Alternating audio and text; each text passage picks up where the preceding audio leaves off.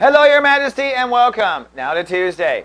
Well, sunny and uber socially sensitive today. The moon is now moving into Gemini, shifting Leo energy now to your public opinion or public persona. The moon is crossing Mars during the course of today, so that's going to amp up perhaps your impatience. Maybe you want you to get things done. Maybe you want you to raise your voice. Maybe you're talking loud in class. It can be that simple. Or you might find yourself in an argument with a friend. All right? But although you're emotionally charged and perhaps on fire over there, it's not really the culprit of today's tension. We're in chapter 1 of Sun in Cancer, and that is a beginning of a weeding transit for the Leos. But this is not your average weeding transit. In fact, this is a pickup from last summer, continuing the healing and continuing to put Leos into or start up their inner mother.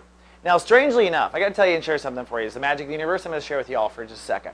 This week, I have been reading one Leo after another. And Goddess, I love you, Leos. It's just kind of interesting because they booked their reading 2.5 months ago. Because that's how I book out, right? So isn't it funny that their reading just comes in right when the weeds are pouring down?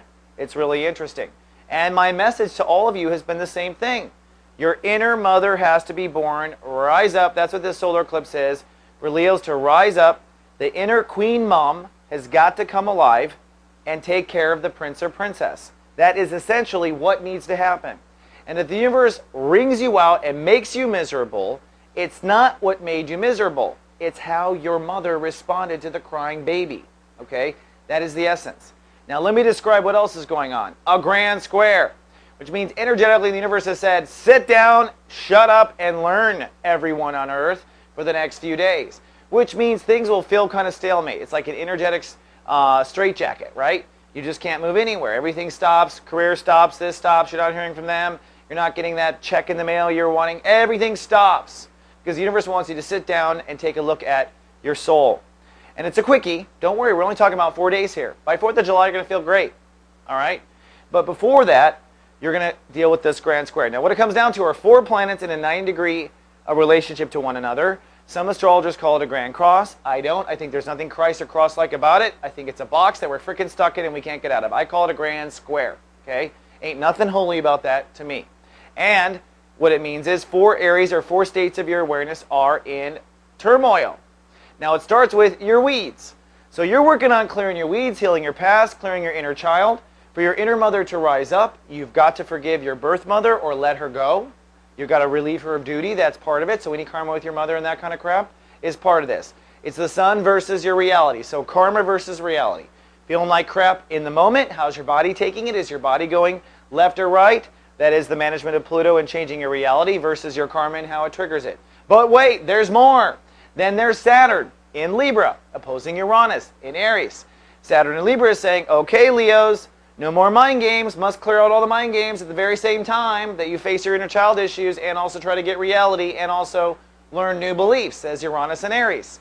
So it is your mind and your attitude versus your beliefs and how you're raised and your karma and your past lives and your lack of an inner mother and versus how your reality turns into crap when you don't have a queen mom inside of you to take care of you. That is it.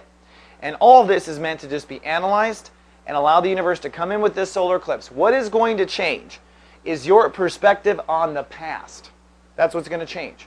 You're going to have a different perspective on the past. Maybe you'll let your earth mother off the hook because you'll realize this was your karma. Maybe you will allow your inner mother to finally take over. Maybe you'll give yourself permission to love yourself, which is the consequence after the inner mother raises. Like, once inner queen mom comes up, then you have a right to, love yourself. So whatever it is, the solar eclipse is working to get you to jiggle your perspective of karma in the past. In my opinion, that's going to free all of this up. So just to outline it, it's your past and your inner self and your inner mother that is creating mind games, that is screwing up your reality in your body, that is also screwing with your head and your beliefs, that's turning around and triggering again your karma. That is the grand square. And after this eclipse, it will break apart. All right, Your Majesty, that's all I have for now, but I'll be back tomorrow with more. Until then, live, love, be. So